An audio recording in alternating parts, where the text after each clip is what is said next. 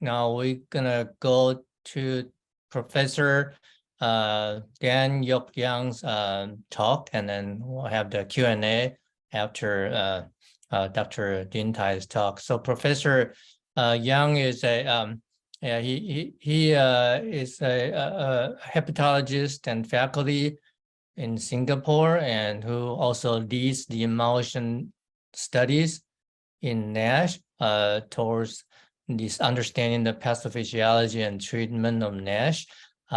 So it is very timely to have him give us the talk to treat NASH in an even more diverse and inclusive population, to talk on lean NASH and phenotype.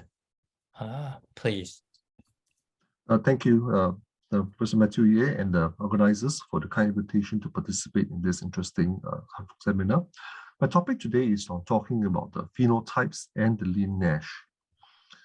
Well, I must say that this is quite a difficult topic because in the field of NAFLD, phenotypes has not quite been well established yet.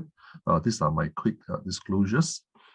So I had a quick look up at what would you define as a clinical phenotype and how it applies to fatty liver disease.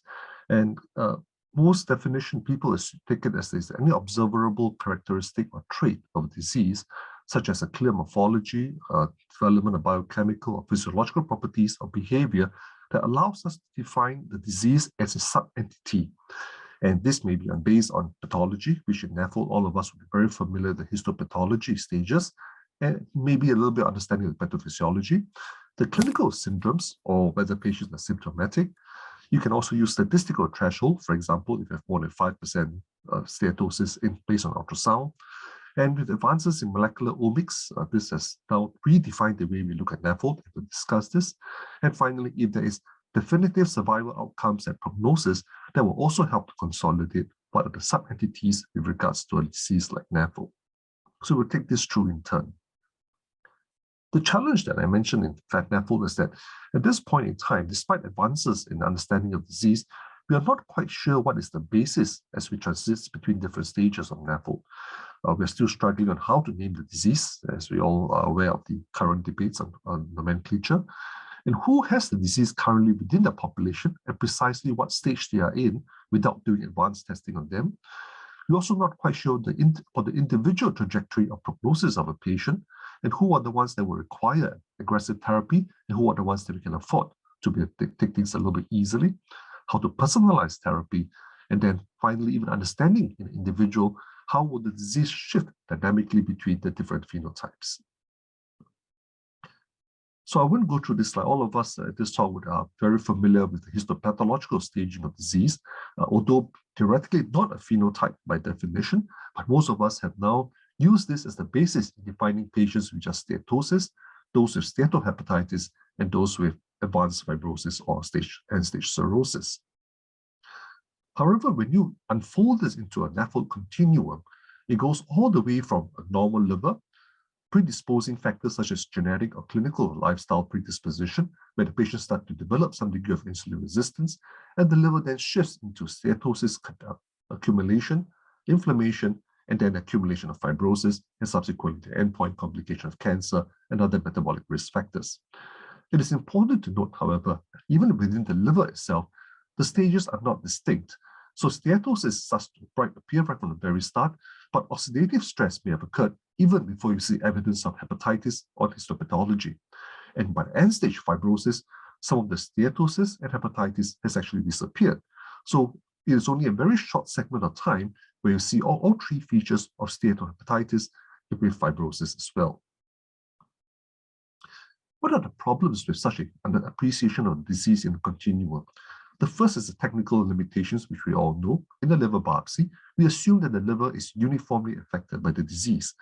But MRE has now shown us that this is not quite the case, and depending on where your needle is angled and where the needle ends, you may be seeing variations in the fibrosis estimation or even components of the inflammation. The pathologists have also done a very good job in coming out with a very firm and definitive criteria of how to stage NAFLD, but we do know that even in in the best of hands in the real world setting, the concordance and correlation is still not perfect and sometimes can be a little bit suboptimal, which underlies the reason why some of the recruitment trials in the various studies have been very painfully slow with a high degree of rejection. The other problem that is highlighted in the NAFLD continuum is that we've always assumed a very simplistic one-directional shift in terms of the worsening of the disease in the two-hit hypothesis from all the way from healthy to advanced liver disease. However, when we look at the meta-analysis of all the randomized controlled studies, about 43 of them, and this is a study done by our students in our medical school, they have shown that the group of patients in the placebo-treated arm actually do show surprising results both in terms of progression as well as regression. And in fact, 11% of them will actually resolve completely with the NASH, even though in the placebo arm. And in terms of 2-point reduction without worsening of fibrosis, some 21% or 1/5 of them will actually show resolution or improvement as well. So this again highlights that the disease is a very dynamic one, which depending on where you biopsy and depending on the clinical state of the patient at that point in time, it may be a dynamic flux rather than a simple unidirectional progression of disease. And this adds to the complexity of how we define the phenotype. But surely the gold standard of definition of phenotype must be by prognosis. And here we look at some of the very early studies which just looked at NAFLD, and this is from the MAINS database of more than 10,000 patients using just simple ultrasound to detect steatosis and steatohepatitis with a surrogate marker of liver function test. And interestingly, they showed that there's actually no increase in death from all causes, whether cardiovascular, cancer, or liver-related disease between normal patients, steatosis patients, or NAFLD patients as a group. And this was perhaps one of the very early studies that put in the mind of some people that NAFLD is not a very severe disease after all. However, when we drill into the specific morbidity and mortality based on the different subset or the different phenotype or histopathology, if you will then realize that it is the group of NASH that has seen significant increase in both liver as well as all-cause mortality. And you can look at the incidence of liver-specific mortality. It has almost gone to some 12 times per 1,000 patient years in terms of liver-specific mortality and more than twice of all-cause mortality, indicating that steatohepatitis is no longer a benign process compared to overall NAFLD disease. And if you drill this further into which component of NASH is driving this disease, it became quite clear that it is the advanced fibrosis that portend or carry the highest risk of complications. And if you look at the risk square that's been highlighted, in terms of advanced fibrosis, it portrays both a higher risk of mortality from all causes, cardiovascular causes, and maybe a little bit of liver causes. But here it shows that the increased risk of death is primarily from cardiovascular causes, even far more than liver-related disease. So what has been now accepted is that fibrosis is the single most important predictor of mortality. In this study of meta-analysis, it shows that the mortality rate increases significantly after F2 fibrosis, which again, as Stephen mentioned earlier, is the basis why F2 fibrosis is the target mark that we're using for drug development and also to target patients who may progress onto endpoint complications. Yonosi, in an interesting paper in Nature Communication, introduced the concept of steatofibrosis instead being a more important factor rather than NASH. And in fact, he showed that just having steatosis of more than 5% and a fibrosis stage of at least more than 1, you would see a higher increase in risk of mortality of more than 30%. And both NASH and steatofibrosis predicted death, but it was only steatofibrosis that was independently associated with overall mortality. Another perspective we could look at in terms of phenotype is by definition. And many of you would be very familiar with this debate that's ongoing on whether we continue to call this NAFLD or use the new definition of MAFLD, metabolic associated fatty liver disease, or change this completely, as what we heard in AASLD, where the field is moving to find a new terminology to define this disease. And this has implications on the way we define phenotype. Although the disease fundamentally remains the same, but in NAFLD, it's a form of exclusion, and we would exclude all other causes such as hepatitis C, alcohol, and other causes. Whereas in MAFLD, it is probably a little bit more tolerating, where we included the positive diagnosis of metabolic disease, but you would also allow some degree of alcohol and even viral hepatitis. What may be excluded in NAFLD is patients who actually do not have metabolic factors, but actually have steatohepatitis within the disease itself, within the liver itself. But NAFLD is also not just a single disease, it occurs in association with the whole metabolic syndrome. And this is where we still do not have a good idea of where the tight relationship is, whether NAFLD is just a liver manifestation or is a key driver of the whole metabolic syndrome. In fact, for that matter, even metabolic syndrome is very poorly defined. We call it a diagnosis when there's 3 out of 5 organs, and that very empirical criteria would actually indicate that we are not quite sure what the underlying basis of when the disease becomes significant. But granted, for example, in the Singapore cohort that we've looked at, you can see that not every patient has a metabolic association, but a good 30 to 40% of them has at least one of the metabolic complication. And the key ones would be diabetes, dyslipidemia, hypertension, but most importantly, the BMI as a marker of obesity. And this is where BMI has always been used as one of the key phenotypic stratification for NAFLD disease. Of note is that in Asia, the BMI criteria is changed and has been lowered as accepted by WHO in view of the fact that Asians tend to have higher metabolic complication for a much lower BMI. And hence, the obesity for Asians is 25, whereas for overweight is 23, it's just slightly lower compared to the Western population. However, it is still not a perfect solution because even within Asia, we know that the different subpopulation, different ethnic group do have different metabolic risk at different BMIs level. So therefore, this is after all still just a simplification of a consensus between different population.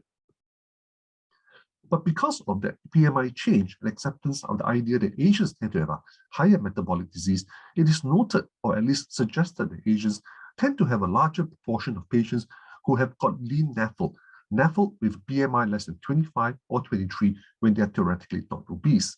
And this was first surfaced in the Indian population when they realized there was a subgroup of them who has a higher insulin resistance for a much lower BMI and higher inflammatory marker risk. There was also a twofold increase in hepatocyte triglyceride content if you use NMR spectroscopy in Asian Indians as opposed to the Caucasians. Many of these patients are non-obese up to 1/3, and majority have mildly elevated ALT, and advanced fibrosis cirrhosis can also be found in all population across the world who do not have obesity. However, this is a very sort of mixed group of disease because when you're talking about lean NAFLD, it is purely just normal BMI. It may include patients who have secondary causes of NAFLD, for example, due to triglyceride disorders, genetic metabolic disorders, where they can be part of this lean NAFLD. It can be due to disparities in central adiposity and visceral fat distribution, resulting in much higher insulin resistance despite a low BMI, and which has led to the call that waist circumference and waist hip ratio are perhaps better indices of metabolic resistance. The genetic predispositions such as PNAPL3 may demonstrate a much higher risk and therefore drive the patient to develop NAFLD even though the patient may not be obese. And there have also been reports that lean NAFLD has been reported in patients where there's been significant changes recently in the BMI, waist circumference that results in a metabolic risk without them registering a high BMI. Or it may just be due to a milder and earlier form of conventional NAFLD, whereby the patients have not accumulated a large amount of weight to register a high BMI. So you can see that in the reports that describe this lean NAFLD, it is important to understand what is the criteria in which they have recruited patients so that we have a clear idea which patients we are talking about. So to understand this question, we did a study of multiple centers within Asia, collecting all the patients who received liver biopsies, and we had about 1,800 liver biopsies across different countries. And you can see that there's a broad spectrum of the difference in severity of the disease, but about 20% of them were non-obese by Asian standards. So, and this was actually not higher compared to Western population, thus concurring with multiple studies that about 1/5 of all liver biopsy cohorts will belong to non-obese patients, and this is probably not higher than Asia compared to the West. And at least in this subgroup of patients, they were also milder than the obese group. At least half of the non-obese NAFLD patients have steatohepatitis, but it is have much lower fibrosis score compared to those who are obese patients. the metabolic syndrome was also associated with a degree of NASH, thus suggesting that, at least in my cross analysis across Asia, most of the non-obese patients were milder in disease. In this subgroup, the waist circumference and cholesterol could predict advanced fibrosis in non-obese NAFLD, but the FIB-4 still performed fairly well in predicting significant fibrosis. Well, we thought that this would put to rest that lean NAFLD was actually not a real entity, but just a milder form of disease. A recent paper in Gut this year, looking at the Caucasian subgroup of lean NAFLD patients, in 1,300 patients, they had about 20% of them were non-obese. And although they showed a lower prevalence of diabetes and less severe histological disease, and there was no significant difference in PNPL3, they found that some of these patients go on to develop cardiovascular complications, and there was no statistical significant difference followed up to 94 months.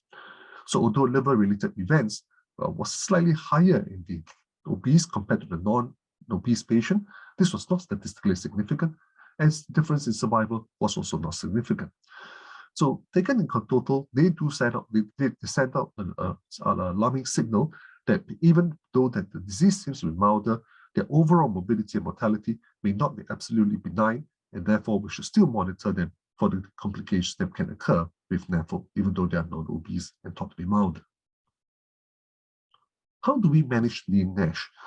Well, these patients are theoretically not overweight, but Vincent, in one of the studies looking at weight loss management in both the obese and non-obese patients, shows that overall weight reduction does benefit NAFLD. And in fact, using NMR, he showed that NAFLD non-obese patients with exercise can show a resolution of their NAFLD, but all they did was a 3 to 5% body weight reduction compared to a much higher 7 to 10% body weight that was needed for obese patients.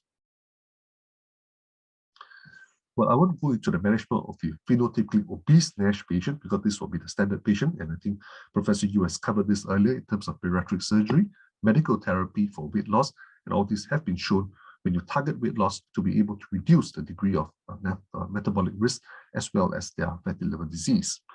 In diabetes, this has also been covered in terms of when you're treating the insulin resistance, you are able to improve the weight control and bring down the NAFLD disease as well. Well, it is interesting that when we talk about phenotype, the phenotypic analysis, we must also remember that phenotype can also make a difference in terms of choosing medications that do not harm the patients. And certainly the concern with rosiglitazone or pioglitazone is that the system drug of rosiglitazone increased cardiovascular risk, increased weight, and therefore in patients who has this risk, the choice of pioglitazone may be a factor.